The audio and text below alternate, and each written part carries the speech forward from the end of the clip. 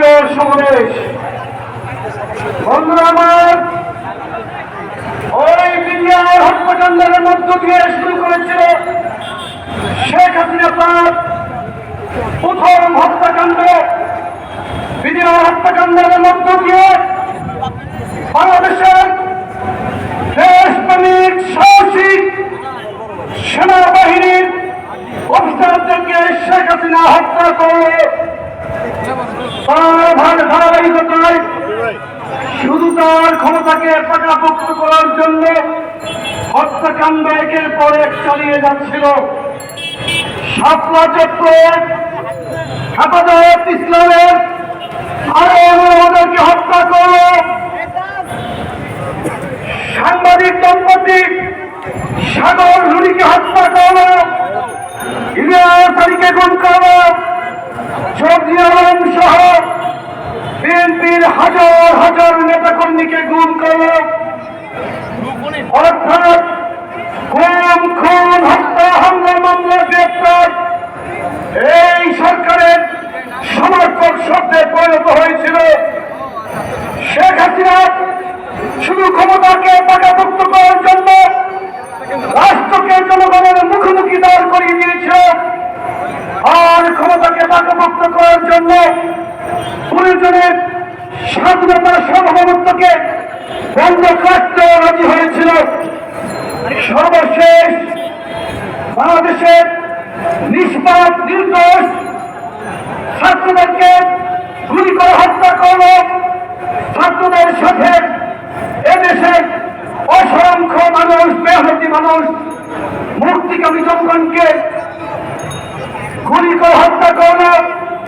আমরা আজকে এই সমাবেশ থেকে বলতে চাই, কে বা কাহারা শেখ হাসিনাকে সেই নেতৃত্ব দিয়েছে আমরা জানি না, কিন্তু শেখ হাসিনাকে দেশে ফিরিয়ে এনে বিচার না করা পর্যন্ত বাংলাদেশের মানুষের আন্দোলন চলছে, চলতে থাকবে। বন্ধুরা আমার, শেখ হাসিনা কথায় কথায় বলতো শেখ হাসিনা নাকি কখনো পালিয়ে যায় না, কিন্তু এই কথাকে মিথ্যা প্রমাণ করে শেখ হাসিনা শুধু পালিয়ে গেল না, ভাবে তার মন্ত্রী পরিষদের লোকজন পালিয়ে যাওয়ার চেষ্টা করছে। কেউ কেউ গাড়ি কামিয়ে চেহারা লুকিয়ে পড়ানোর চেষ্টা করছে, কিন্তু বাংলাদেশের মানুষ অত্যন্ত প্রহরীর মতো পাহারা দিচ্ছে। আওয়ামী ষড়যন্ত্রকারী শেখ হাসিনার দোসররা যাতে কেউ বাংলাদেশ থেকে পালাতে না পারে। বন্ধুরা আমার, আমাদের প্রিয় নেত্রী দেশের নেত্রী বেগম খালেদা জিয়া বারবার বলেছেন, বাংলাদেশ ছাড়া আমার আর কোন ঠিকানা নেই। দেশের নেত্রী বেগম খালেদা জিয়া প্রমাণ করেছেন, বাংলাদেশ থেকে তিনি কখনো বিদেশে পালিয়ে যাননি। ভবিষ্যতে বাংলাদেশের মানুষের পাশেই তিনি থাকবেন। পাশাপাশি বিএনপির ভারপ্রাপ্ত চেয়ারম্যান, আমাদের সাংগঠনিক অভিভাবক, দেশনায়ক জনাব তারেক রহমান দীর্ঘদিন পর্যন্ত বাংলাদেশের মানুষের হৃদয়ে গণতন্ত্র পুনঃপ্রতিষ্ঠার আকাঙ্ক্ষাকে জাগ্রত করে রেখেছিলেন। তার নেতৃত্বে বাংলাদেশ জাতীয়তাবাদী দল দীর্ঘ 15 বছর পর্যন্ত যে সংগ্রাম করে যাচ্ছে, সেই সংগ্রামের মধ্য দিয়ে গণতন্ত্র পুনঃপ্রতিষ্ঠিত হওয়ার পথ সুগম হয়েছে। কিন্তু এখন যারা রাষ্ট্রের দায়িত্ব পালন করছেন, তাদের মধ্যে যদি কোনো ষড়যন্ত্রকারী